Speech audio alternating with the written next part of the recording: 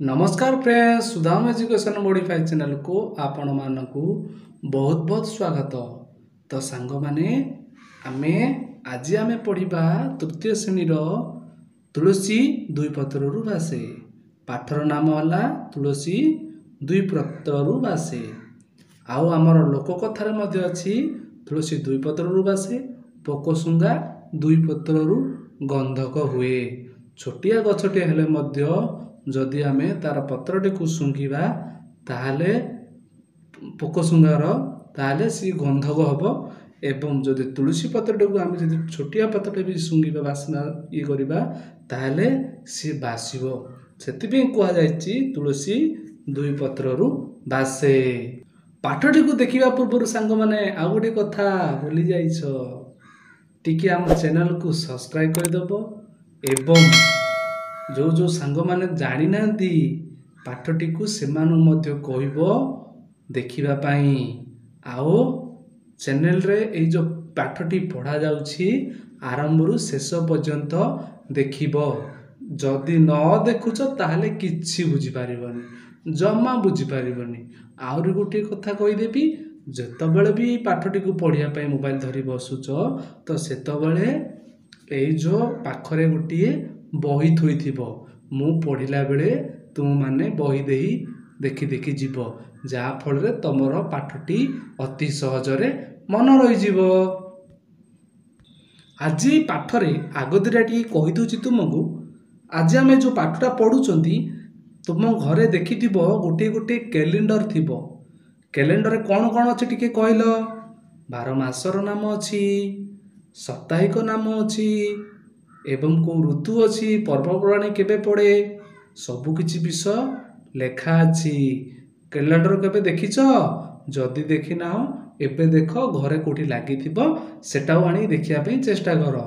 तो आज जो आमे जो पाठ पढुचंती तुलसी दुई पत्रु बासे, आज सेही विषय नै ही कैलेंडर प्रस्तुत नै एही पाठटी अछि। आज गोटे महापुरुष विषय जानिबा। आउ वीडियोटी को आरंभ शेष पर्यंत देखिबो, जम्मा भी छाड़िबोनी। जदि छाड़ी दो ताले कैलेंडर कथा किछि टोटल बुझी पारिबोनी सतरे सतरे। ताले डेरी न करी वीडियोटी को आरंभ करिबा। आम जन्मभूमि ओडिशा एक पुण्य क्षेत्र। एही माटीरे नयागढ़ जिला अंतर्गत खंडपड़ारे जड़े सुयोग्य संतान जन्म नहीं ओडिशा को महान करथिले। हेले से ओडिशा प्रथम ज्योतिर्विज्ञानी पठाणी सामंत। ओडिशा प्रथम ज्योतिर्विज्ञानी किए? पठाणी सामंत। तांकर पूरा नाम थिला सामंत चंद्रशेखर सिंह महापात्र। पठाणी सामंतकर पूरा नाम कौन थिला? सामंत चंद्रशेखर सिंह महापात्र। तुलसी दुई पत्रु बासिला परी तांको प्रतिभा पिला बेलू ही जना पड़ुथिला। जेतबेले तांके छोट थिले तांकर बुद्धि कथा एबे तुम माने कौन कौन काम करूछ तो तुमको देखी सब लोग कहि परिबे जे जीवन रे पिलटी कौन को भलिया तैयारी हे परिबो। ठीक सेही भली तांको मध्य तुलसी पत्र बासिला परी तांकर जो काम गुडी को बहुत सुंदर थिला, साहाकि लोक मन को पाई जाउथिला। तो सेही भलिया जिंस कुआ जायछि। छोट बेलरू से शून्य आकाश को देखिबा को बाहर भलो पाउथिले। खंड खंड मेघमाला पवन स्पर्श रे आसी किपरि बदली जाउछंती ताकू से भलो भाବରେ निरीक्षण करुथिले। जो मेघ वर्षा हेले देखिछ ना आकाश को केबे चाहिंछ तो सेतबेले देखिबो बहुत गुटी बरफ मेघाच्छन्न होइकरी खंड खंड होइकरी एपड़को सेपड़को होतबो, होछि कि नै? तो ठीक सेही बळिया जेतबेले होछि तांकू आकाश मार्ग देखि तांके चाहि रहिछंती। एगुडा को काहे कि हला को बळिया हला केमिति होछि से विषय से भाबी बसिछंती। किए? पठाणी सामंत। चाटशाली रे पढुथिबा बेले दल दल होई उडुथिबा पक्षी मानकु देखि आनंद रे कुरळी उठुथिले। केउ पक्षी केते बेगर उडुछि, मेघ ओ पक्षी मध्य दूरता केते ता कौतूहल सहित गणना करुथिले। खेळु खेळु आखि आगे रंगीन काच धरी सूर्यंकर से देखिବାକୁ चेष्टा करुथिले। जेतबेले से खेळ खेलुचंती मापुथिले तांकर जे कोन जिनिस को मापिया पई बहुत खुशी अनुभव करथिले। मेघ ठारू पक्षी मान उड़ीबा आकाश रे तो मेघ आउ पक्षी एतिकी भितर दूरता केते से गणिया पई चेष्टा करथिले एवं मध्य गणित पकाउथिले। तो बेगर बढ़ुची ପବନର ବେଗ କେତେ ଉଡ଼ୁଛି ଏବଂ ପକ୍ଷୀଟି କେତେ ଉଡ଼ୁଛି ସେ ବିଷୟରେ ଗୋଟେ ରଙ୍ଗୀନ କାଚ ଧରି ସୂର୍ଯ୍ୟଙ୍କୁ ଦେଖିବା ପାଇଁ ମଧ୍ୟ ସେ ଚେଷ୍ଟା କରୁଥିଲେ। ଅନେକ ସମୟରେ କୌଣସି ଏକ ବରଗଛ ନିକଟକୁ ଯାଇ ତାର ତଳେ ବସୁଥିଲେ। ଗୋଟେ ବଡ଼ ବରଗଛ, ଯେଉଁଟାକି ବରଗଛ ଥଣ୍ଡା ଜାଗା, ପୁରା ପତ୍ର ଛାଦିତ ହୋଇକି ରହେ, ଥଣ୍ଡା ଲାଗେ, ବହୁତ ବଢ଼ିଆ ଜାଗା, ସେ ଜାଗାକୁ ଯାଇକି ବସି ଯାଉଥିଲେ। ସୂର୍ଯ୍ୟଙ୍କର ଗତି ଅନୁଯାୟୀ ଖଣ୍ଡିଏ କାଠି ଦ୍ୱାରା ଗଛର ଉଚ୍ଚତା କହି ଦେଉଥିଲେ। ସେ ଏମିତି ଗୋଟେ ଜ୍ୟୋତିର୍ବିଜ୍ଞାନୀ ଥିଲେ ଯେ ସେହି ଗଛ ମୂଳେ ବସୁଥିଲେ, ଗଛର ଉଚ୍ଚତା କେତେ ଗୋଟିଏ କାଠି ମାଧ୍ୟମ ବୋଲି ସେ ଗଣିକିରି କହିଦେଉଥିଲେ। ରାତ୍ରରେ ଧ୍ରୁବତାରା, ସପ୍ତର୍ଷିମଣ୍ଡଳ ଗ୍ରହ, ନକ୍ଷତ୍ରଙ୍କର ଗତି ମଧ୍ୟ ଉଦୟ ଅସ୍ତ ଆଦି ସମୟରେ ହିସାବ ତାଳପତ୍ର ଲେଖି ରଖୁଥିଲେ। ତୁମମାନେ ଜାଣିଛ ସପ୍ତର୍ଷିମଣ୍ଡଳ ତାରା କାହାକୁ କୁହାଯାଏ? ଦେଖିଛ କେବେ? ତ ସେଇଟା ବିଜ୍ଞାନକୁ ଗଲେ ଆମେ ପଢ଼ିବା। ଯଦି ଜାଣିନାହ ତାହେଲେ ଗୁରୁଜୀଙ୍କୁ ପଚାରି ବୁଝିପାରିବ। ତ ନକ୍ଷତ୍ର କ'ଣ ଜାଣିଛ? କେତେବେଳେ କ'ଣ ହୁଏ ସବୁ ଜିନିଷ ଗୁରୁଜୀଙ୍କୁ ଯଦି ଜାଣିନାହ ତାହେଲେ ପଚାରିଦେବ। ଯଦି ବି ଜାଣିବା ପାଇଁ ଚାହୁଁଛ ପରବର୍ତ୍ତୀ ଅଧ୍ୟାୟରେ ସେଇ ବିଷୟ ନେଇକି ମଧ୍ୟ ବିଜ୍ଞାନ ପାଠ ପଢ଼ିଲା ବେଳେ ମୁଁ ନେଇ ଆସିବି। ବୁଝିପାରିଲ? ରାତ୍ରରେ ଉଦୟ ଅସ୍ତ ଆଦି ସମୟରେ ହିସାବରେ ତାଳପତ୍ର କେତେବେଳେ ରାତି ହୁଏ, କେତେବେଳେ ଦିନ ହୁଏ, ସେ ଗୋଟିଏ ତାଳପତ୍ରରେ ଆଗେ ଏବେ ଆମେ ସମସ୍ତେ କାଗଜ କଲମରେ ଲେଖି ପକାଉଛନ୍ତି। ତ ସେତେବେଳେ କାଗଜ କଲମ ନଥିଲା, ଗୋଟିଏ କଣ୍ଟା ଆଉ ଗୋଟିଏ ତାଳପତ୍ର, ସେଇଥିରେ ହିଁ ସବୁକିଛି ଲେଖାଯାଉଥିଲା। ଯଦି ବି ତୁମେ ଯଦି ତାଳପତ୍ର ଦେଖିବା ପାଇଁ ଚାହୁଁଛ ତାହେଲେ ତୁମ ଗାଁ ମ୍ୟୁଜିୟମ୍, ସବୁଠୁ ବେଷ୍ଟ ହେଉଛି ମ୍ୟୁଜିୟମ୍, ଭୁବନେଶ୍ୱର ଅଛି ସେ ଜିନିଷଟି। ତ ସେଠି ଯାଇକି ତୁମମାନେ ମଧ୍ୟ ଦେଖିପାରିବ ଯେ ତାଳପତ୍ରରେ କିପରି ଲେଖାଯାଉଥିଲା, କିଭଳି ଅଛି। ନାହିଁ ତ କେତେକ ଗାଁ ମଧ୍ୟରେ ମଧ୍ୟ ପୁରୁଣା ଯେତେ ସବୁ ତାଳପତ୍ରରେ ଲେଖା ରହିଥିବ ତାକୁ ମଧ୍ୟ ଯାଇକି ତୁମମାନେ ଦେଖିପାରିବ। ଯଦି ଥିବ ତୁମ ଗାଁ ମଧ୍ୟରେ ପଚାରି ବୁଝିବ। ଯେଉଁ ବଡ଼ ବଡ଼ ଲୋକମାନେ ରହିଛନ୍ତି, ତୁମ ବାପା ହଉ ମା ହଉ, ଏମାନଙ୍କୁ ପଚାରି ବୁଝିବ ଯେ ମୁଁ ତାଳପତ୍ରର ଲେଖା ଦେଖିବା ପାଇଁ ଚାହୁଁଛି, ଆଉ ମୋତେ ଟିକେ ଦେଖିବା ପାଇଁ କେଉଁଠି କ'ଣ ଅଛି ଟିକେ ନେଇଯାଅ। ତ ସେଇ ହିସାବରେ ଯଦି ଥିବ ତୁମ ଗାଁରେ ଦେଖିପାରିବ।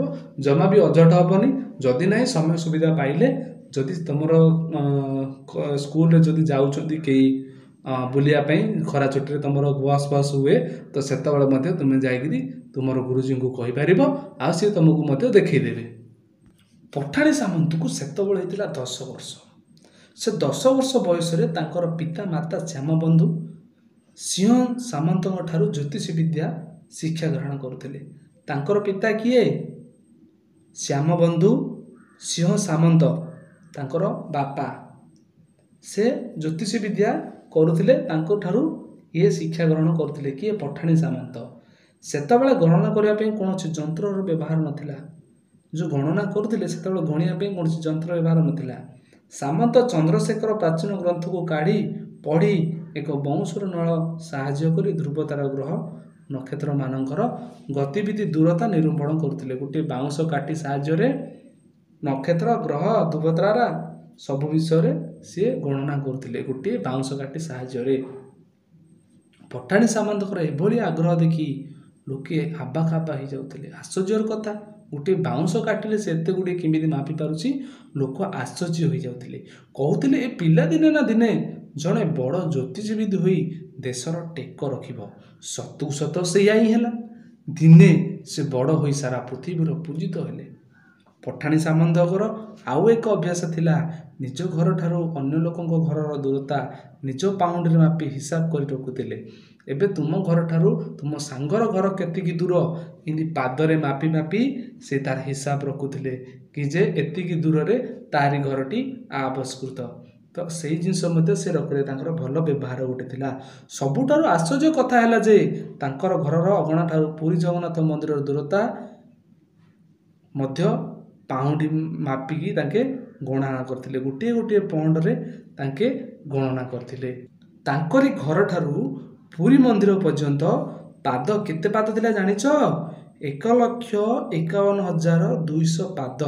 ପାଉଣ୍ଡି ମାନେ ପାଦ ବୋଲି ସେ ଗଣନା କରିଥିଲେ। ସେ ଖୁବ୍ ଶୀଘ୍ର, ଖୁବ୍ ପରିଶ୍ରମୀ ମଧ୍ୟ ଥିଲେ। ନହେଲେ ଦେଖୁନ ଏତେ ଦୂର ବାଟ କେହି ପାଦରେ ଗଣି ଗଣି ଯିବ, ତୁମେ କେବେ ଯାଇପାରିବ? କେବେ କଦାପି ଯାଇପାରିବନି। କିନ୍ତୁ ତାଙ୍କେ ବହୁତ ପରିଶ୍ରମୀ ଥିଲେ। କଠୋର ସାଧନା ବଳରେ ସେ ଏକ ମାନଯନ୍ତ୍ର ତିଆରି କରିଥିଲେ। ଏହି ଯନ୍ତ୍ର ସାହାଯ୍ୟରେ ବଡ଼ ବଡ଼ ପର୍ବତ ଓ ବୃକ୍ଷର ଦୂରତା ମାପି ପାରୁଥିଲେ। ତ ଏତେ ଦୂର ତ ପାଦରେ ତ ଚାଲି ହେଇକି ତ ଗଣି ପାରିବେନି ନା, ତ ସେଥିପାଇଁ ସିଏ ଗୋଟିଏ ଯନ୍ତ୍ର ତିଆରି କଲେ। ମାନଯନ୍ତ୍ର, ମାପିବା ଯନ୍ତ୍ରକୁ କୁହାଯାଏ ମାନଯନ୍ତ୍ର। ନିଜର ଅସାଧାରଣ ବୁଦ୍ଧି ବଳରେ ଖଣ୍ଡିଏ ବାଉଁଶ ନଳି ସାହାଯ୍ୟରେ ସେ ସୌରମଣ୍ଡଳକୁ ମାପି ପାରିଲେ। ଗୋଟିଏ ବାଉଁଶ ମାଧ୍ୟମରେ ଦେଖ ତାଙ୍କର ବୁଦ୍ଧି କେତେ ତୀକ୍ଷ୍ଣ ଥିଲା। ସେ ଗୋଟିଏ ବାଉଁଶ ନଳିରେ ତାଙ୍କେ ସବୁକିଛି ମାପି ପାରୁଥିଲେ, କାଠର ବାଉଁଶ ନଳି ହେଲା। ଯେଉଁ ସବୁ ଯନ୍ତ୍ର ଉଦ୍ଭାବନ କଲେ ସେଗୁଡ଼ିକର ନାମ ଶଙ୍କୁ, ଖଗୋଲ, ଉଲମ୍ବୀ ଚକ୍ର ଆଦି। ଏଥିନିମନ୍ତେ ତାଙ୍କୁ ମହାମହୋପାଧ୍ୟାୟ ଉପାଧି ଦିଆଯାଇଥିଲା। ଏସବୁ ତାଙ୍କର ଯନ୍ତ୍ରମାନଙ୍କର ନାମ ଯାକ, ବୁଝିଲ। ତାଙ୍କ ଦ୍ୱାରା ନିର୍ମିତ ସୂର୍ଯ୍ୟ ଘଡ଼ି ଆଜି ବି ରେଭେନ୍ସା କଲେଜର ହାତରେ ଶୋଭା ପାଉଅଛି। ରେଭେନ୍ସା କଲେଜରେ ତାଙ୍କେ ଯେଉଁ ତିଆରି କରିଥିଲେ ସୂର୍ଯ୍ୟ ଘଡ଼ି ଗୋଟେ ଆଜି ବି ଅଛି ସେଠି ହେଲା। ତାଙ୍କ ଗଣନା ସୂତ୍ର ଅନୁସାରେ ଏବେ ମଧ୍ୟ ସୂର୍ଯ୍ୟ ପରାଗ ଓ ଚନ୍ଦ୍ରଗ୍ରହଣ ସମୟ ଠିକ୍ ଭାବରେ ନିରୂପଣ କରାଯାଇ ପାରୁଅଛି। ତାଙ୍କେ ଯେଉଁ ଗଣନା କରିଥିଲେ, ଏବେ ଆମେ କେତେ ଦିନକୁ ଥରେ ଗ୍ରହଣ ଲାଗୁନି, ଆମେ ଉପବାସ ରହୁଛେ, ଘରେ ରୋଷେଇ ବନ୍ଦ କରୁଛନ୍ତି, ଗ୍ରହଣ ଲାଗୁଛି, ସବୁ ଜିନିଷ ପାଳନ ହୁଏ। ଠିକ୍ ସେଇଭଳି କେତେବେଳେ ଗ୍ରହଣ ଲାଗିଲା, କ'ଣ ଲାଗିଲା, ସେ ଗତିବିଧି ବିଷୟରେ ସେଇ ଯେଉଁ ଯନ୍ତ୍ର ସାହାଯ୍ୟରେ ଯେଉଁ ମାପିକି ଯାଇଥିଲେ, ବନେଇଥିଲେ କିଏ? ପଠାଣି ସାମନ୍ତ ଚନ୍ଦ୍ରଶେଖର।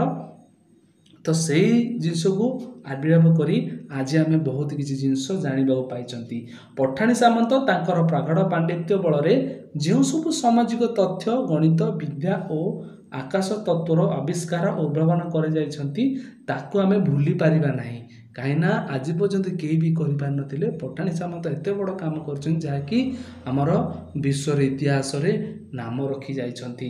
ଭାବିନିଅ ସାଙ୍ଗମାନେ, ତମେ ମଧ୍ୟ ଏମିତି ଗୋଟିଏ କାମ କର ଯେମିତିକି ତମକୁ ସମସ୍ତେ ସବୁଦିନ ପାଇଁ ମନେ ରଖିବେ।